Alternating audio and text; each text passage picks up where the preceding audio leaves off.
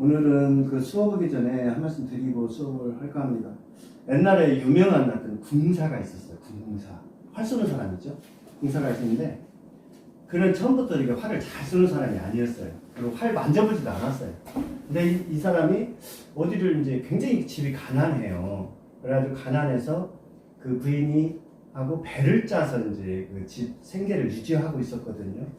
근데 이제 이분이 이제 배를 이제 팔러 이제 시장을 갔더니 활 쏘는 사람, 활을 잘 쏘는 돈을 많이 번다 보니까 안 되겠다 이거 내가 활을 잘 써야 되겠다 해서 이 사람이 세상에서 가장 활을 잘 쏘는 사람 찾아갔습니다. 찾아가서 내가 가장 활을 잘 쏠 수 있도록 그 좀 도와주십시오. 그러니까 그분이 이렇게 얘기를 해요. 그 어떤 상황에서도 눈을 껌벅이면 안 된다. 이제 이렇게 하고 그러니까 이 사람이 이제 집으로 돌아왔어요. 그 말을 듣고. 아내가 이제 배틀을 짜면 이렇게 북이 왔다 갔다 이렇게 실을 잇는 북이 왔다 갔다 하거든요. 배를 짜는데 그 밑에 딱 누워가지고 그 북만 쳐다보고 계속 눈을 깜박거리지 않고 2년을 버텼어요. 그런데 이게 딱 보면 눈을 깜박거리지 않아도 될 경지에 이르는 거예요. 그러고서는 이제 선생한테 찾아갔어요. 스승한테. 아, 스승님, 내가 눈은 어떤 일이 있어도 깜박거리지 않으니 스승님이 어떻게 하셔도 제 눈이 깜박거리는지 안 깜박거리는지 한번 실험해 주십시오. 그러니까 이제 스승님이 그러면 됐다. 그런데 한 가지가 더 있다. 뭐냐면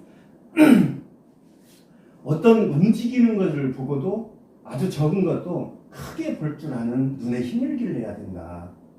그래가지고 이 사람이 다시 돌아옵니다. 그래가지고 이제 그 말꼬리에다가 집에 이제 기어다니는 조그만 벼룩 같은 게 있어요. 지금은 이제 그 이가 없는데 저희 어렸을 때만 그 이가 많이 있었습니다. 그 이를 한 마리 잡아가지고 묶어가지고 말꼬리에다가 움직이는 말꼬리에다가 달아놨어요. 그거를 계속 움직이는 것에서 3년을 봤어요. 3년을 보니까 그 이가 있잖아요. 결국은 수레바퀴만큼 커진 거예요, 이게. 그래서 이제 그 이를 딱, 이제 하루 딱 조준을 쏘니까 이의 심장을 꿰뚫어 버렸어요. 이의 심장을. 그래서 이 사람이 가난을 벗고 엄청난 그 부를 거머쥐게 됐죠. 이 세상에서 가장 활 잘 쏘는 사람이 됐어요. 이 말은 뭐냐면요.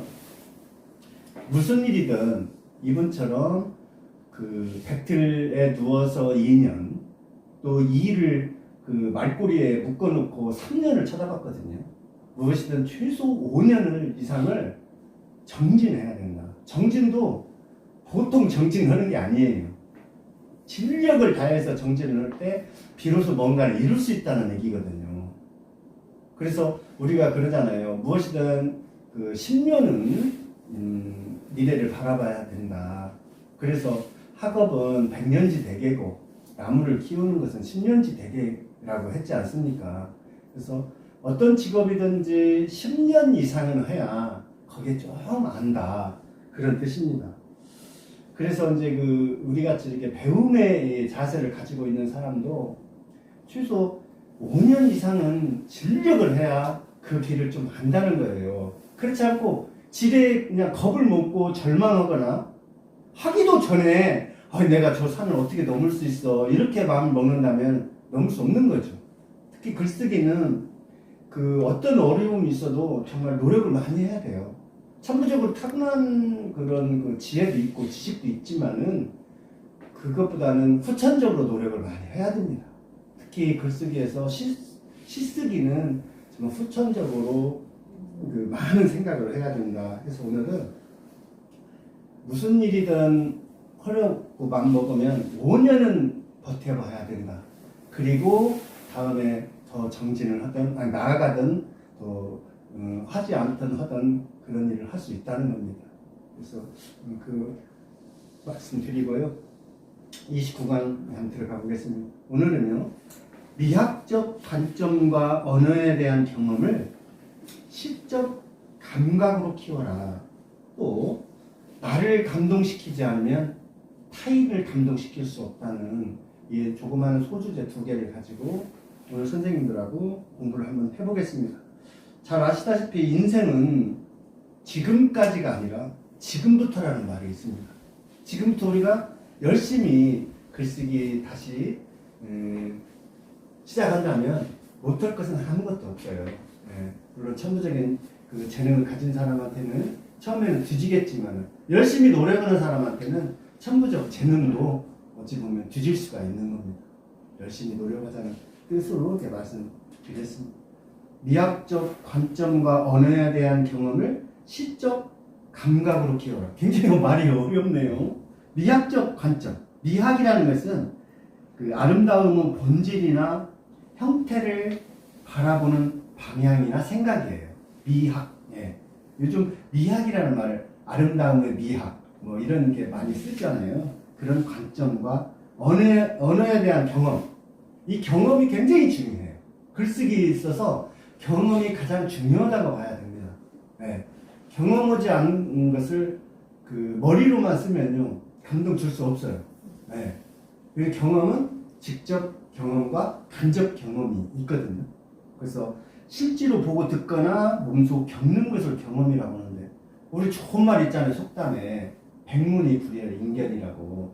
예를 들면 어떤 것을 그 하는 데 있어서 100번 보는 것보다 배우는 것보다 한 번 보는 것이 훨씬 더 좋다 이런 말도 있고요. 영국의 그 언론인이 있는데요. 칼라 일이라는 사람이 있어요. 칼라 일. 이 사람이 뭐라 하겠는군요. 경험은 가장 훌륭한 스승이다. 그러나 학비가 많이 든다 이렇게. 그러니까 경험을 하려면 돈이 많이 든다는 거예요. 근데 사실 그 직접 경험을 하고 뭐 어디를 여행한다든지 이런 것도 또 남들이 써놓은 그 책을 통해서 경험을 하면 그렇게 돈이 많이 안 들어요. 그분이 그렇게 책을 쓰기까지 얼마나 많은 힘들게 노력했겠습니까? 그러나 우리는 그 간접 그 경험을 통해서 그 경험을 본인의 것으로 흡수할 수 있거든요. 그 경험이 아주 중요하다. 그 말씀 드리고 싶습니다. 그 중에는 이 세 가지가 있어요. 상황의 긴장감을 생각하라. 어떤 상황의 긴장감인데요.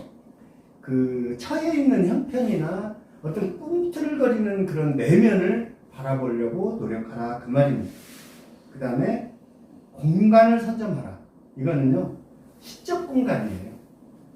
시적 공간. 이거를 선점을 해야 돼요. 그 다음에 표현의 리얼리티 속에서 감동의 요소를 찾아라. 이랬어요. 리얼리티라는 것은 사실적인 표현, 리얼리티. 사실적인 표현이잖아요. 그 감동의 요소를 찾아라. 그 탄생이라는 말이거든요. 그래서 이런 것에 대한 그 시가 있습니다. 그 조성원 선생님께서 낭독해 드리겠습니다. 복비 권수진. 이 땅에 나약한 짐승으로 태어나서 종신토록 일만 하며 살아왔다. 순종을 덕목으로 우기는 세상에서 식소를 거느리는 가장이었으므로 스스로 코청에다 구멍을 뚫었다. 주인이 쇠줄을 잡아당길 때마다 치밀어 오르는 분노를 안으로 삼켰다. 초원을 마음껏 누비는 자유보다 우직한 남편의 길을 걸어갔다. 이제 막 걸음마를 시작한 자식들. 되새김질하며 묵묵히 쟁기를 잡았다. 복종을 미덕으로 강요하는 세상에서 고통의 크기만큼 황폐했던 광야는 점차 기름진 땅으로 바뀌어갔다. 다만 자상한 아버지 이 길을 포기했을 뿐. 박봉을 쪼개가며 악착같이 살았던 아내의 야윈 손이 거칠어졌을 뿐. 무럭무럭 자라나는 어린 자식들에게는 콧뚜레의 족쇄를 채우고 싶지 않았다. 가끔씩 구멍 뚫린 하늘에서 비가 내리면 아버지도 고삐를 풀고 음머 목 놓아 울고 싶을 때가 있는 것이다. 네. 그 고삐는 우리가 그 콧뚜레 소 그 코창을 뚫고 콧뚜레 이렇게 둥그렇게 말아진 거에다가 이제 끈을 매 놓는 거잖아요. 꼼짝 못 하는 거예요. 고삐라는 자체는 족쇄기도 하지만 정말 그런 어떤 부리는 사람에 의해서 마음껏 마음대로 그 사람이 움직일 수 있는 거예요. 이 땅에 나약한 짐승으로 태어났어. 종신토록 일만 하며 살아왔다. 여기까지 보면 소를 얘기할 수 있잖아요. 순종을 덕목으로 우기는 세상에서 씩소를 거느리는 가장이었으므로 스스로 코청에다 구멍을 뚫었다. 순종. 어떤 말이나 의견에 순수히 따르는 것을 순종이라고 그러죠. 식솔은 가솔이라는 말입니다. 자기에게 딸린 식솔. 네, 딸린 식구를 말하는 거예요. 주인이 쇠줄을 잡아당길 때마다 치밀어오르는 분노를 안으로 삼켰다. 대부분 가장들이 그 가족을 위해서 정말 이렇게 노력을 하고 있는 겁니다. 꼭 뭐 고삐가 아니더라도 이 노력하고 있는 그 형태를 그대로 지금 말씀하고 있는 겁니다. 초원을 마음껏 누비는 자유보다 우직한 남편의 길을 걸어갔다. 누빈다는 것은 이리저리 마음껏 돌아다닌다. 네, 누비다. 근데 이제 그 실로 그 이불을 누비다 할 때도 그 누비는 겁니다. 네, 마음껏 그 즐기다 그 말입니다. 우직하는 어리석고 고지식한 거죠. 네. 이제 막 걸음마를 시작한 자식들을 위해서도 열심히 노력할 수밖에 없는 겁니다. 되새김질하며 묵묵히 쟁기를 잡았다. 되새김질은 반추라고 그러죠. 반추. 그러니까 그 소나 기린이나 사슴, 염소 이런 것들은 낙타나 이런 것들은 되새김질을 해요. 위가 여러 개 있습니다. 그리고 급하게 먹고 예를 들면 얘들은 약하니까 급하게 풀을 뜯어먹고 소화하지 못한 상태를 삼키는 거예요. 급하게. 그리고 그 포식자들을 피해서 어디 은둔을 해가지고 가만히 이제 그걸 개워서 다시 이제 먹는 것을 그 되새김질을 한다고 하는데 그거를 우리가 이제 한자어로는 반추라고 그래요. 예. 근데 이제 지나간 일을 되풀이하여 생각하는 것도 반추한다 그럽니다. 복종을 미덕으로 강요당하는 세상에서 고통의 크기만큼 황폐했던 광야는 점차 기름진 땅으로 바뀌어갔다. 복종을 미덕으로 강요하는 세상. 우리는 예를 들면 5.18이라든지 민주화가 이루어지기 전까지는 우리는 복종을 미덕으로 삼았어요. 마치 복종을 해야만이 그게 좋은 것이냐 했어요. 예. 자유스러운 속에서 예를 들면 진짜 자유 속에서 한 게 아니에요. 예. 그러니까 그 먹고 살려고 하는 그런 것들을 이용해서 복종을 강요당한 거죠. 그래가지고 그렇게 했는데 이제 소가 쟁기질을 하고 뭐니까 이제 모든 게 기름진 땅이 되는 거죠. 예. 바뀌었어요. 다만 자상한 아버지이기를 포기했을 뿐. 이제 시비 들으니까 애기들하고 놀러도 못 가고 또 이제 같이 놀아주지도 못하니까 자상하지는 못한 거죠. 예. 박봉을 쪼개가며 악착같이 살았던 아내의 야윈 손이 거칠어졌을 뿐 무럭무럭 자라나는 어린 자식들에게는 꽃두레의 족쇄를 채우고 싶지 않았다. 박봉이라는 건 얼마 되지 않는 월급을 박봉이잖아요. 그 조금씩 쪼개서 적금도 넣고 뭐 해서 그 다음 그 세대 아이들에게는 이런 어려움을 다시는 물려주지 않겠다는. 우리나라 대체적으로 아버지 어머니 이렇게 살았습니다. 그래서 우리나라가 이렇게 잘 살게 된 거잖아요. 네. 아이들에게만큼은 다시는 이런 어려움을 주지 않겠다는 신념을 가지고 일을 한 겁니다. 네. 가끔씩 구멍 뚫린 하늘에서 비가 내리면 아버지도 고삐를 풀고 목 놓아 울고 싶을 때가 있을 것이다. 그러니까 그냥 자식들 앞에서 눈물을 흘릴 수는 없었어요. 강직함이라든지 이런 것을 자식에게 보여줘야 되잖아요. 그런데 하늘에서 비가 내릴 때는 이 소도, 이 가장도 그냥 울고 싶은 거예요. 아무도 모르게 우는 거 아니겠습니까? 예, 그냥. 그래서 이 곱비 아주 상당히 잘 써진 시입니다. 뭐 이렇게 감추지 않았어도 우리가 능히 이런 것들을 다 알 수 있도록 이렇게 만들어 놓으십니다. 자, 다음에는 사과인데요. 사과를 한번 읽어보겠습니다. 능수와 허리 늘어뜨린 담벼락 너머 사과가 불을 켰다. 지금 담이 있는데요. 담벼락 너머 이 담 저쪽에 능수화가 지금 이렇게 이게 내려지고 거기에 사과가 불을 켰어요. 사과가 이제 빨갛게 불을 켰다는 것은 빨갛게 익는 사과 중에도 뭐 부사가 있고 홍옥이 있고 막 많잖아요. 종류가 여기서는 홍옥이겠네요. 불을 켰으니까요. 수많은 맹세가 완성되는 순간이다. 네. 사과나무 가슴 깊숙이 손을 넣으면 편종 소리가 잡힌다.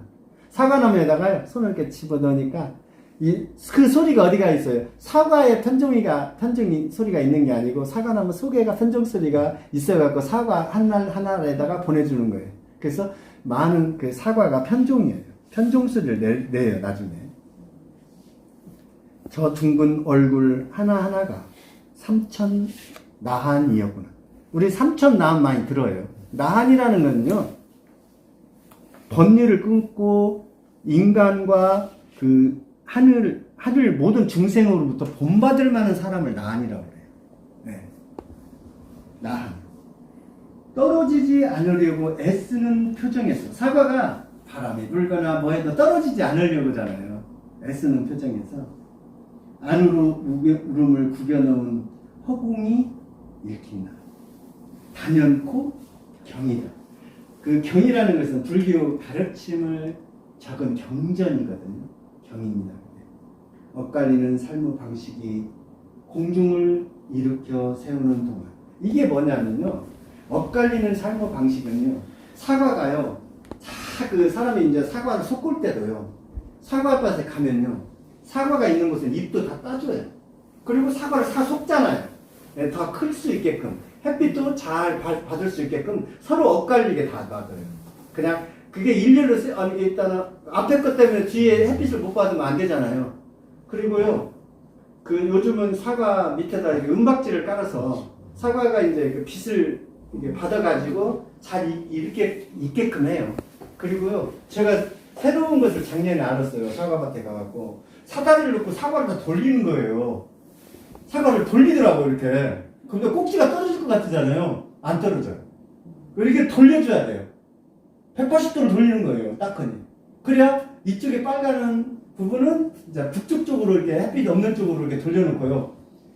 그 빨간하지 않는 쪽을 햇빛에 닿게끔 딱 해주는 거예요. 꼭지가 안 돌아가요. 근데 그거 보고 신기했던 그런 기억이 납니다. 참 그 사과 하나 하는데도 어마어마한 과학이 들어있어요.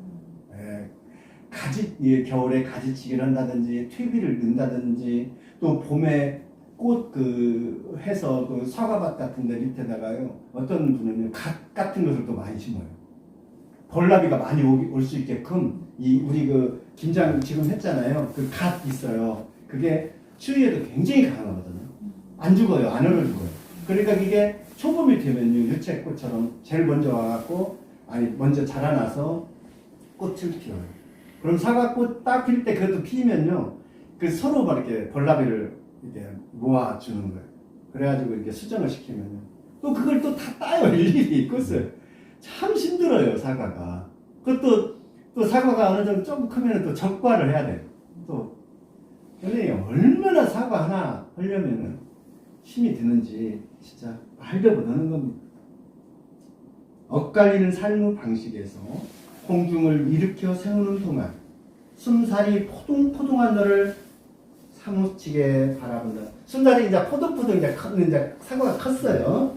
그것은 후생의 꿈 언저리로 스며들고 있다는. 후생이 여기서 후는 다음 생이에요. 다음 생 꿈으로 다시 스며들고 있어요. 아득했던 꽃으로 질문에 대해 홍dum을 내건 사각사각 밤을 베어물고 있다. 꽃이 피린 꽃을 그래요. 나는 앞으로 무엇이 될까요? 이제 물어본 거예요, 사과나무한테. 그럼 너는 사과가 돼야지, 이렇게 된 거였어요. 네. 그게 아득했던 그 꽃의 질문에 홍dum을 내걸어줬어요. 꽃이 물어본 거예요. 이렇게. 그리고서는 사각사각 담을 베어 물고 있다. 베다는 있잖아요. 있잖아요. 이 자르다의 뜻이에요. 베다. 베이다가 있어요. 베다. 아이. 이게 잉크가 베다. 뭐가 베다. 그 촘촘하다. 그 말이에요.